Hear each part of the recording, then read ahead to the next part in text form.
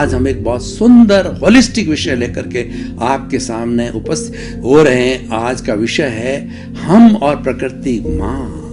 भाई और बहनों, बहुत ही सुंदर विषय है।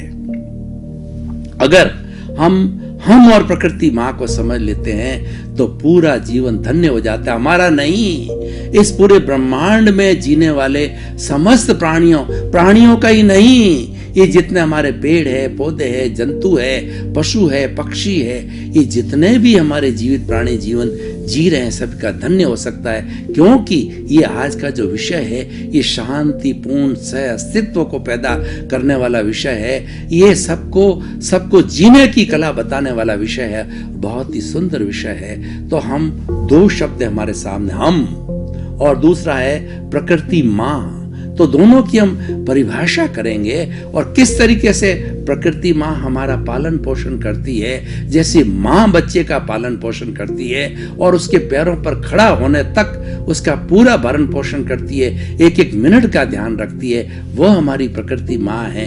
एक माँ तो अपने बच्चों का ध्यान रखती है, लेकिन ये प्रकृति माँ तो 84 लाख जीवा योनि उत्पत्ति स्थान है। असंख्य जो है वो असंख्य और अनंत जीवित प्राणियों का सबका ध्यान रखने वाली, सबका पोषण करने वाली ये प्रकृति माँ है। तो कितनी धन्य होगी, ये कितने पुत्र पुत्रियों की माँ होगी। उसको हम नमन करते हैं, उसके प्रति हम नतमस्तक होते हैं। तो सबसे पहले हम कौन? क्या आप और मैं? इतना ही हम है? नहीं, इस चराचर जगत के अंदर केवल आप और हम दो नहीं हैं। इसके अंदर जीने वाले कितने 84 लाख जीवा योनि के प्राणी, असंख्य अनंत आत्मा है। वो कौन कौन सी होती है? एकेंद्रिय, द्विंद्रिय, त्रियंद्रिय, पंचेंद्रिय और जो है 5 इंद्रिय वाली, और उसके बाद के अंदर नरक गति, तिरंज गति, मनुष्य गति और देव गति। और इनका क्लासिफिकेशन करें तो ये असंख्य रूप के अंदर आ जाते हैं। यानी असंख्य अनंत जो है चेतनामय परमाणुओं के पिंड को हम चेतना कहते हैं। और ये चेतना अपने कर्मों के अधीन शरीर धारण करती है। ये शरीर 5 तरह के होते हैं। इनकी रचना, इनकी जानकारी करना बहुत जरूरी है। 5 तरह के कौन कौन से शरीर है? एक तो औदारिक शरीर है, जैसा आपका और मेरा है, यानी जो हाड़ मांस का बना होता है, जो सप्त धातुओं का बना होता है। सप्त धातुओं के अंदर कौन सी होती है? खून, रुधिर, उसके बाद के अंदर मांस के बाद में मेद के बाद के अंदर मज्जा, और अंतिम 7वां तत्व होता वीर्य। ये सप्त धातुओं की जो बनी हुई ये देह है, ये औदारिक शरीर कहलाता है।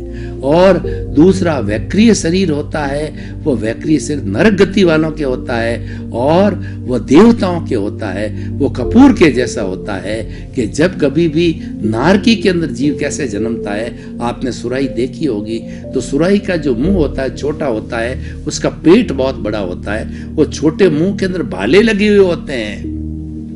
नारकी का जीव उन भालों में से, तीखे भालों में से दुख को ग्रहण करता हुआ जब नीचे जाकर के, और वह ये जो है नरगति पहली जो है वह नारकी, दूसरी, तीसरी, चौथी, 5वीं, 6ठी, 7वीं नारकी के अंदर जो ही वह सुराही रूपी पेट के ऊपर जैसी जैसी नारकी में जाता है, वो युवा हो जाता है। 16-18 वर्ष का युवा के रूप में जन्म लेता है। लेकिन उसका शरीर जो होता है, वह शरीर वो मोम के जैसा होता है। वो हमारी तरह से जलता नहीं है। वो मोम कैसे जो है, मोम के ऊपर पटाखा कैसे बोलता है, जो है वो मोम के रूप में युवा होकर जन्मते हैं, और जब मरते हैं तो एक फटाका होता है, जैसे पटाखे की तरह फूट जाते हैं और उनको जलाना नहीं पड़ता है, वो तो ऑटोमेटिकली फूट जाते हैं। और उसी तरह से देवगति में भी क्या होता है कि देवगति में सैयाएं होती है, बिस्तर टाइप होता है, और उनको जो जन्म लेते हैं तो कोई दर्द नहीं होता है। उनको जन्म लेते ही सैया पे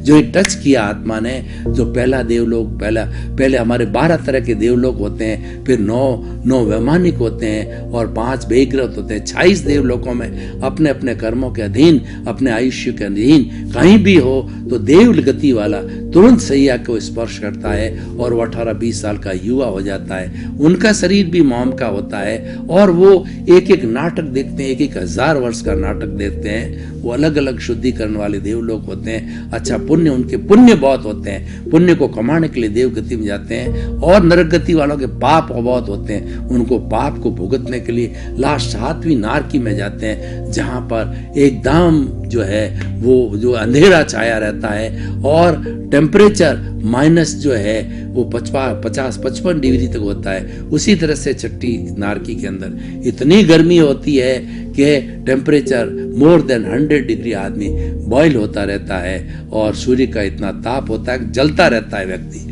तो इस तरीके से दुख भुगतने के लिए नारकी होती है, सुख भुगतने के लिए देवगति होती है, और मनुष्य जीवन होता है सुख और दुख दोनों ही भुगतता है।